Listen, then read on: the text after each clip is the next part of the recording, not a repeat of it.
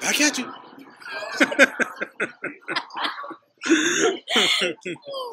Anyway, thought we'd come back at you and make a video for my Andre L. Taylor page. And I think what I want to talk to you guys about is, you know, relationships and some of the things that, you know, I learned, you know, being a married man.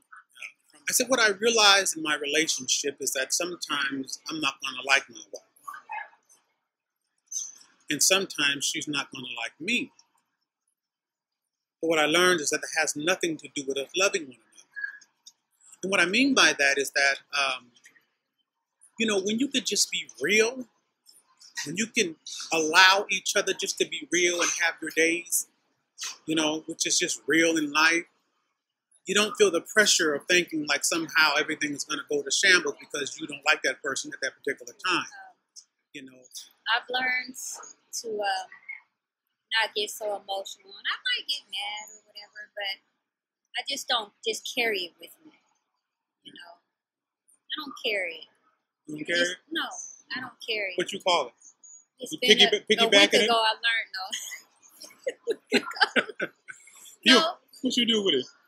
No, because I've learned that it's not worth it. I've learned that, you know, there's going to be things that I don't like, whether he says or does or whatever, and vice versa. And it's not worth it to, you know, just give up all your joy over something that so you can't fix and you can't change. True that. Yeah, that's true. You know, and you just have to, you know, just let it play out, let itself play out. But I found that if you just keep a good attitude and, you know, like water off a duck's back and just let it go, you two come back together. The joy never leaves. And it's like something can happen and 2 seconds later we're talking back to each other like nothing ever happened. Well, let's make it clear. There's no arguments in my household. I don't have no argument. I'm not about to argue with you. Nobody ever believed. Well, people who know us believe it, but when people ask me, do we argue? I said I have never argued with him our whole relationship. You know why? Never. Because I take things. Let me say it like this. You know, if you know me, you have to understand that you have to give me the benefit of the doubt. If I've lived a legacy in front of you as your husband, if I've been there for you, and if I've been all that for you for 15 years, and you come across a situation that you might be upset about a situation, you're not giving me the benefit of the doubt. And if you want to go the distance without bringing into the equation of my past 15 years, then you make me go the distance and say, well, if you want to take that, you know, that attitude about it, then we don't have to be together.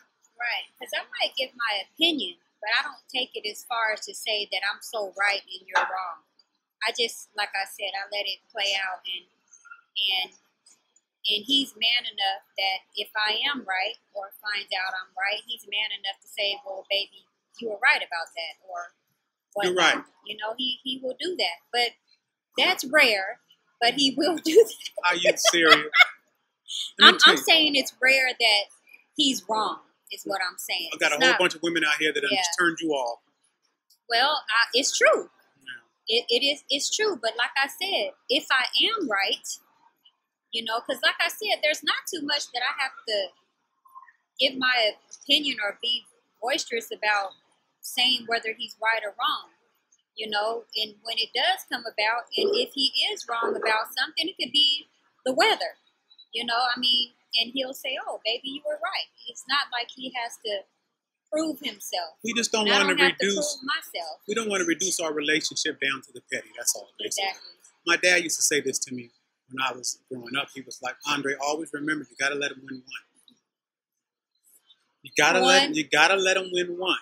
Yeah. You know, and what he meant by that is that you know, if you're having a situation. Well, let me just say this: my dad is gone, rest in peace, Dad. I don't have to let her win one. She has won a few. I on her own. Yes, I have. But do you understand the implications? You have to let them win one. In other words, you know, at some times you got to give a little. And in the game, I didn't want to give none.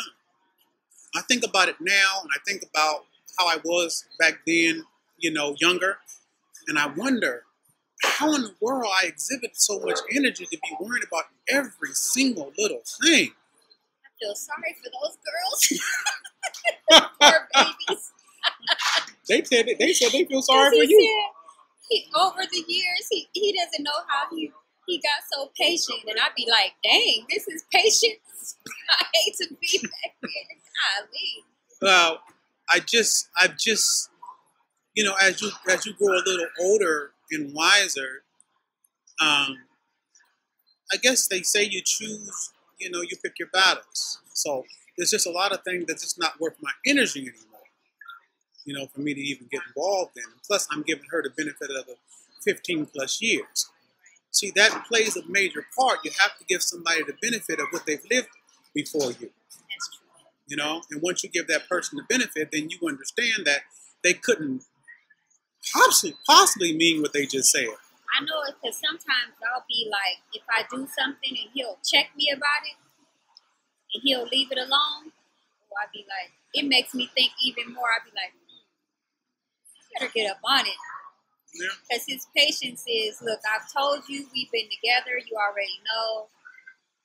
And so the patience of him being able to just leave the situation and let me marinate on it, it's kind of scary. I think it makes me get back a little faster. Instead of that constant, like, on, you know, it keeps you in that mood. And you be like, okay, you know, but I think I wouldn't have that if I didn't have the time in. You got to be willing to put the work in. Yes, you do. You got to be willing to put the work in. Yes. And I tell people all the time, this is not a facade. I mean, what you see right now, this is how we are. What I love about my wife is that she has an incredible sense of humor. She'll make me laugh, and I'll make her laugh. And I found that that laughter that we share has it has gotten us through many, many years. In the beginning, I would tell her, I said, listen, whatever I do in my life is not necessarily for you. You know, there is a code of conduct and fundamental principles that I live my life by, and I don't want to violate those principles. Now, me not violating those principles, if it benefits you, then that's a blessing. But you're not the reason for me being the man that I am and believing in integrity as a man. You know? Because if you're the reason, then I'm going to fail you. That's hard for a lot of women are not used to that kind. That's what I was saying in the last video that we did about honesty.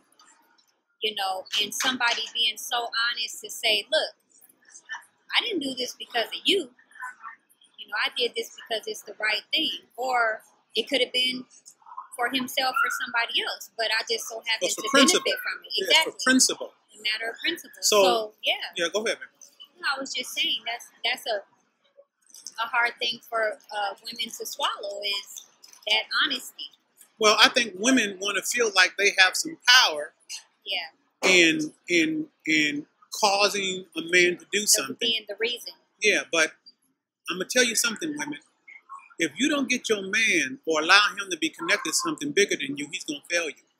Over and over. You know, if you have a man that has any spiritual inclinations about God in his life and him living his life because he has a God conscious, I used to tell my wife that, listen, I'm looking at what God is looking at me. Even when I was in the game, and those women can testify to the fact that I was the same way then. I know God is looking at me. That's why I'm not into deceit and trickery or being underhanded. Because I know God is looking at me. And I want to please him. Even when I was in the game, I had these fundamentals about how I live my life. You know? So I'm glad that a woman is benefited by it, but my reason behind me being this way is because of those fundamental principles that I live my life by. And if any woman was in my life, she would happen to benefit because it's not about her. See, some of you men make who you trying to be about somebody else. And so there's a limited amount of power that you're able to exhibit because you're making it about somebody that is like you or beneath you in strength. I make it about somebody who is bigger than me in every capacity. So when I make a move in character, I want my wife to know when I'm out and about in the streets and those women that I was with, that was with me in the game, when I'm out and about, that they understand that it's not that he's not going to do anything because he don't want to offend me, but this man really believes in the God that he has, even in the game. Because this man is a man of principle. So he will in no way violate his principle. So that's the greatest security and safety you can have in your man. You better hope to God that man has some type of fundamental principle that he lives his life by. Yeah, that was a characteristic that I had to learn to get used to. Because like he said, and like I said, women are so used to wanting to be the reason for somebody to say, oh, I'm not going to be messing around with other women anymore because it's all about you. Or I found everything in you, or, and all that. And really, when you think about it, that's going to fail. Because there's always going to be somebody finer than you, got a better body than you, that's smarter than you. There's always going to be something in somebody that's intriguing to a man, whatever it may be. So there has to be something overriding that, or he going to fail you. Well, let me say this. I don't know if it's going to be somebody that's going to be finer than you and all that. No, I'm just saying there's always going to be something that's going to be a reason. You can't. No, it might be a reason. Be you. But it might be a reason that a woman might think. But the man, I'm not thinking that way. Right. I'm not. See, what you might think is a reason is no reason to me. Right. Because I'm from the game. So when we got together and I was telling you, I was like, listen, you ain't got to worry about me messing with no broad because I think differently about sex. Can't no broad just because she cute come and appeal to me as if, oh, wow, you so awesome and great. I had fine hoes. I'm right. Not, you know what I'm saying? But I'm talking about that, well, I can say average for other men, because... Well, what you talking about them for? We're talking about me and you. Yeah, well, I'm talking about women in general. Where the mindset is, because, and that's why I was talking about women, because where I was at, and I know because there are many other women who think the same way. Right. And regardless of whether they know it or not, women, there's something inside of a woman that makes her feel a certain way. And that's why a lot of women are devastated when something outside of their relationship happens, when another relationship or something else happens, because they feel like they were the ones who kept that person there. And it may be true. Mm-hmm. It could be true. Mm-hmm. But when I beat knowing men and knowing women, because it can go either way, the woman could do the same thing and the man could be on the other end, that if like you said, if you don't have something greater, then you're going to be failed, because women are always looking at particular things. They're looking at sex, looks, and everything else. And even let me say this: if a woman is messing around with a guy and she finds out he has another woman, she does not even feel sorry for the other lady, because something in her feels like, I don't care that he has another woman because he chose me, so I must be better, I must be this, I must be that. And that's why I say that in certain situations. In certain situations. So it gives them this feeling of, I got it. Mm-hmm. So when a man validates a woman in that way and says, like if my husband had told me, well, I'm not going to do this, that, and the other because of you. I found everything in you. And I'm this side. There's always going to be somebody out there. And his eyes may just be for you, but you setting yourself up, for failure. Right. If you just going to put everything on that woman, is what I'm saying.